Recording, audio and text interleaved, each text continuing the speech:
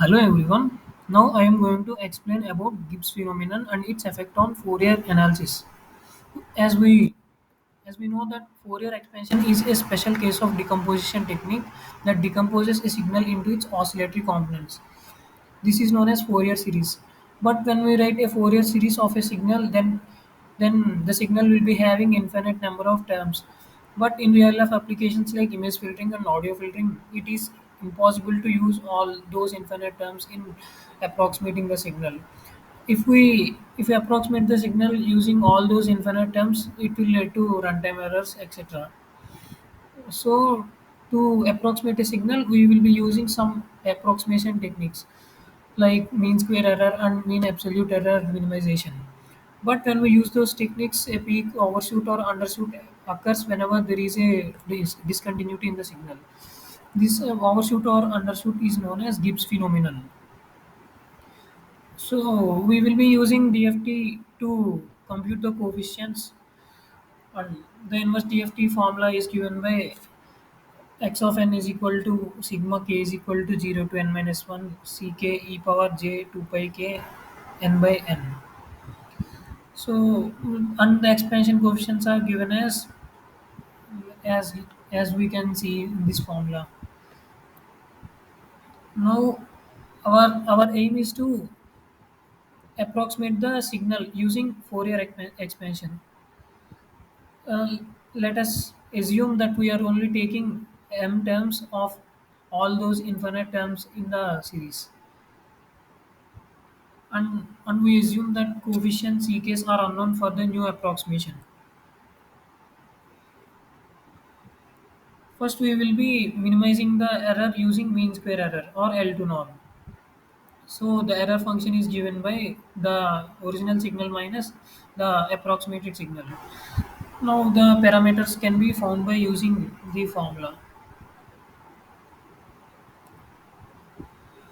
Now the minimization of above equation gives optimal coefficients as as shown in this formula, where pi pq is given as 1 by n sigma n is equal to 0 to n minus 1 pi q into pi p star of n. Now, as if we observe the coefficient, they will be same as the original signal coefficients. So we can observe that after writing the approximation. When we use L1 norm based analysis, we will minimize the mean absolute error. So we will be taking mod of the error function and we will be minimizing it. So to minimize using L1 norm, we will be minimizing the error using Mazurizer approach. So the Mazurizer of x of n is given by, as you can see in this given formula, this this one. Now the coefficients after all the minimization, we can observe the coefficients as given by this, and the minimization of the above equation gives the coefficients as this. This is how the minimization goes for L1 norm and L2 norm. After comparing both the results, we can observe that L1 norm has more less less overshoot than the L2 norm. In L2 norm, we will be getting 9% overshoot, but in L1 norm, we will be getting only 4%. There will be a 5% decrease in the overshoot. So, but the disadvantage of L1 norm is that it involves very complex matrix inversion, which are very time complex. So when it comes to time complexity, we will be using L2 norm. But when it comes to efficiency, we will be using L1 norm for signal approximation. Now, now to graphically illustrate this Gibbs phenomenon, we will be taking a sinc function as an example, because we know that the Fourier transform of sinc function is a rectangular function. So to know how the signal is approximated at discontinuities, we'll be taking a rectangular function, which is the inverse Fourier transform of sinc function. So this will give us a clear graphical representation of Gibbs phenomenon. So let us using this Octave software. So here I am taking the interval spacing as 0.01 seconds and the number of coefficients as 2048, and as we know that using mean square error analysis, the coefficients are same as that of the original signal coefficient. So I will be writing a code. I wrote a code for those coefficients, and I plotted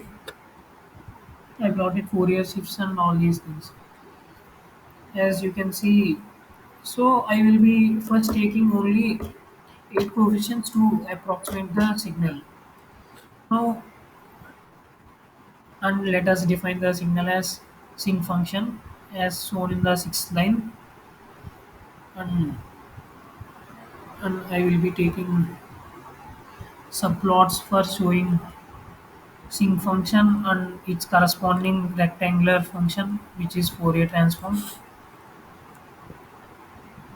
Now I'm also defining the Nyquist frequency as 1 by 2 into 0.01, that is 50, I think. As you can see, this is the graph for sinc function, and this subplot will give us the rectangular function, and this subplot will be giving us the approximation.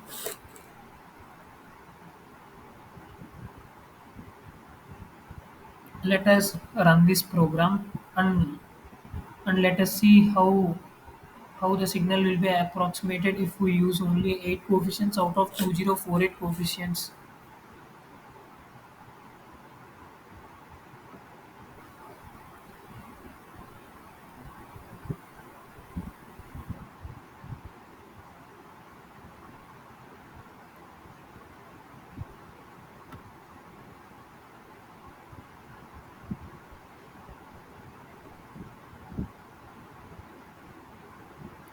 Yeah, as you can see here. So here the overshoot is very high, as you can see from this figure, because we used only 8 coefficients out of 2048 coefficients. But when we so let us go on increasing these coefficients. Let us make this 8 as 16 and let us see the results.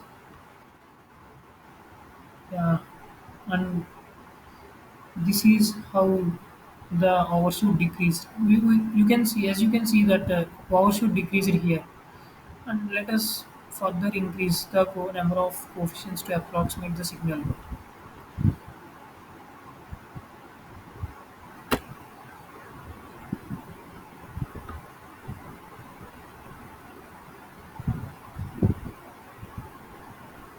Let us make this 16 as 32 now.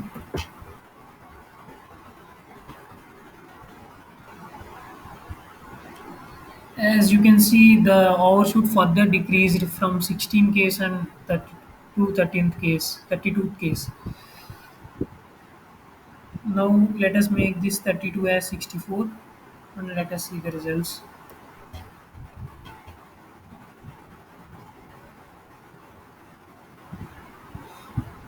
Yeah, as you can see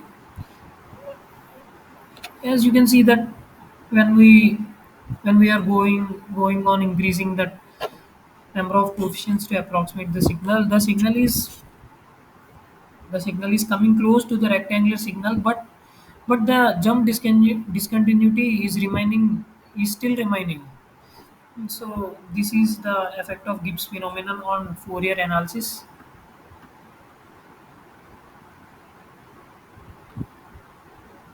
Now let us take 128 coefficients and see how the graph looks like. Here you see. So the signal approximated to rectangular signal, but the discontinuity at the jump remains the same. So next we will be trying using 256 coefficients.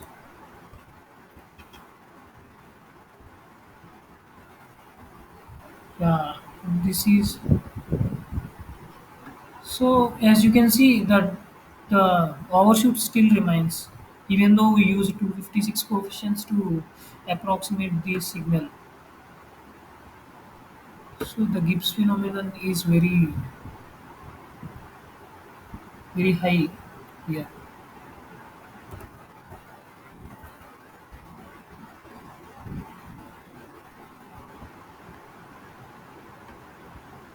So we so it still remains for 512 case. Let us make the coefficients as 1024 and see how it's like. As you can see, the signal is very close to the rectangular signal, but still there is a discontinuity, which is approximately 9% of the original signal.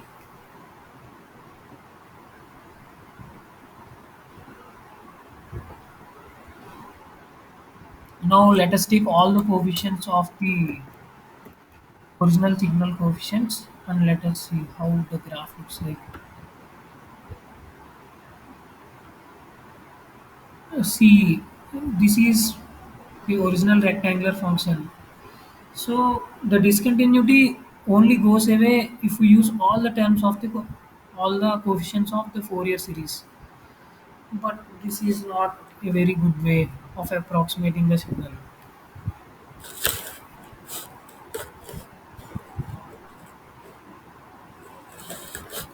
So if we use mean absolute error for minimizing the error, this will also give the same results. But the only thing is the magnitude of the overshoot decreases to 4%, which is 9% in mean square error case.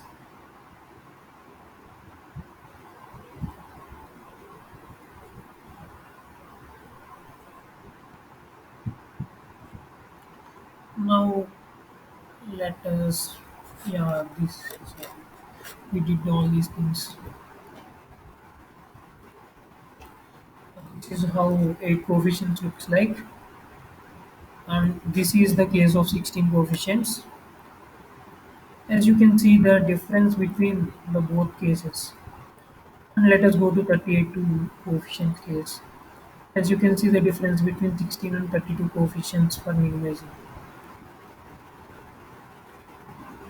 As we can observe that the error between the original signal and approximate signal reduces and the number of coefficients increases.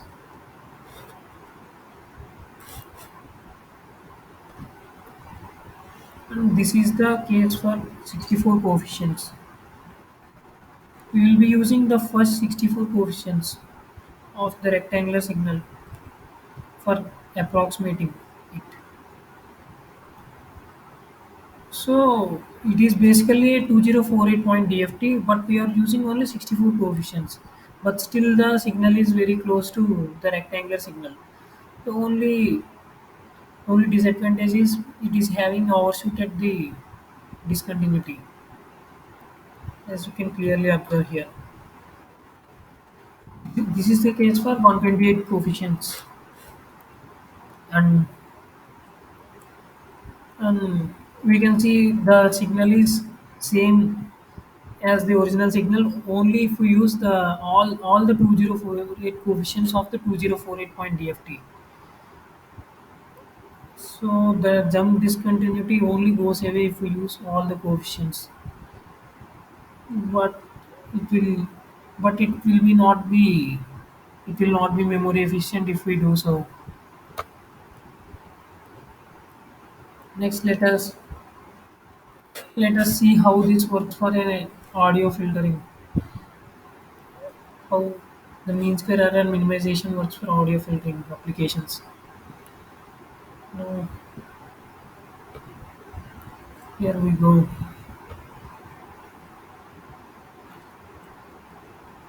So I am taking the sampling frequency as 15,000 Hz, and the number of points in DFT as 60,000. And and now I am creating a recorder object which will record our voice or any song or anything else. Yeah. Now I am taking the recording time as 5 seconds, and I am getting data from data object, recording object. Now I am naming this file as sample.wav. Now I am writing all this data into the sample.wav file. Now, now I am taking FFT of the signal and approximating it using the mean square error analysis. As you can see here, I am rounding off the signal to the first 10 coefficients here.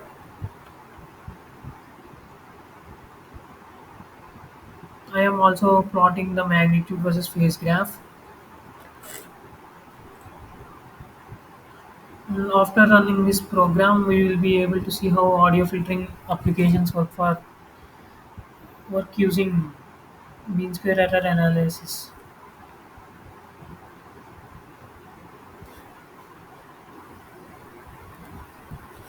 Now let us run the program.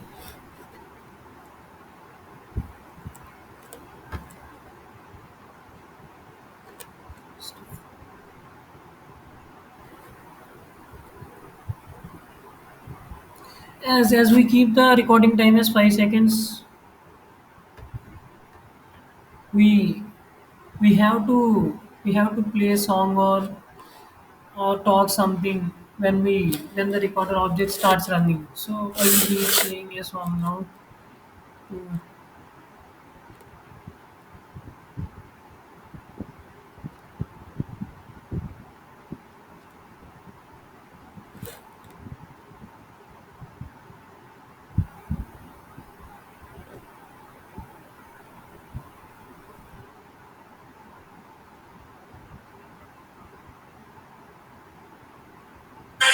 Every time you try to forget who I am, I'll be right there to remind you again. Every time you try to forget. And this is the original signal. And now, yes, as we can see here in the graph,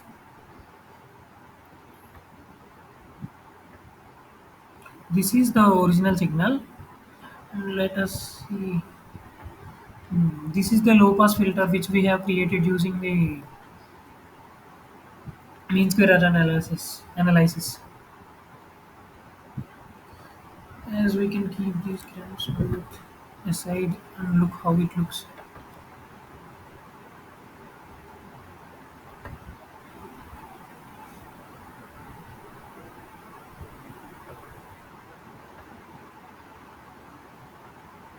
Yeah, this is the original signal, and this is the low pass filter which we have created using mean square error analysis. As you can see that there is no difference between both these graphs, as I will be using as I use more coefficients,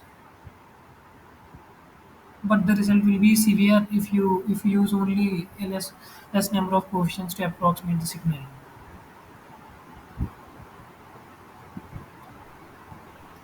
Mm, This is how the frequency spectrum looks for original signal and low pass filter signal.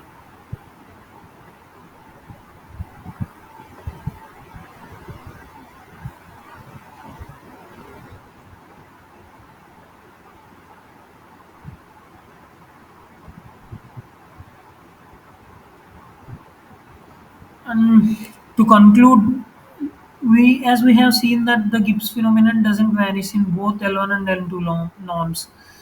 Even if we increase the number of times, the overshoot remained. It doesn't get vanished.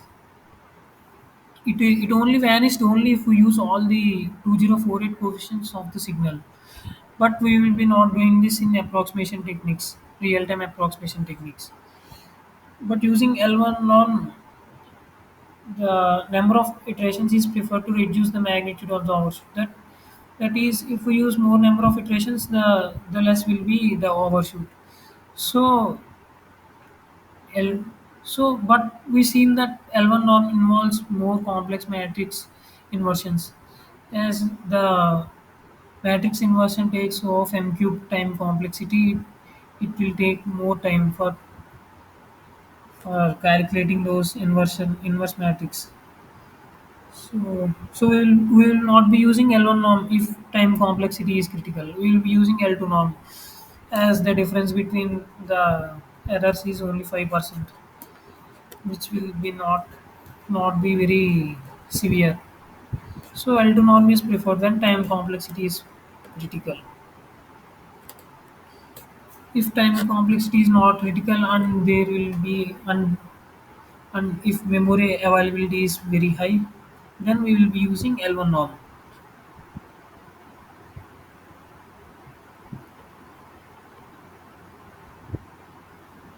So this is all about Gibbs phenomenon and L1 and L2 norm analysis of Fourier series, and these are the references. I referred an IEEE journal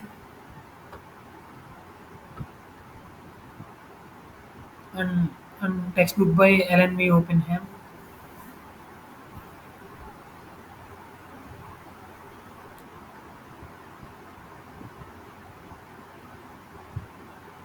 So I am concluding here. Hope you understand everything about Gibbs phenomenon and L1 and L2 norm analysis. Bye.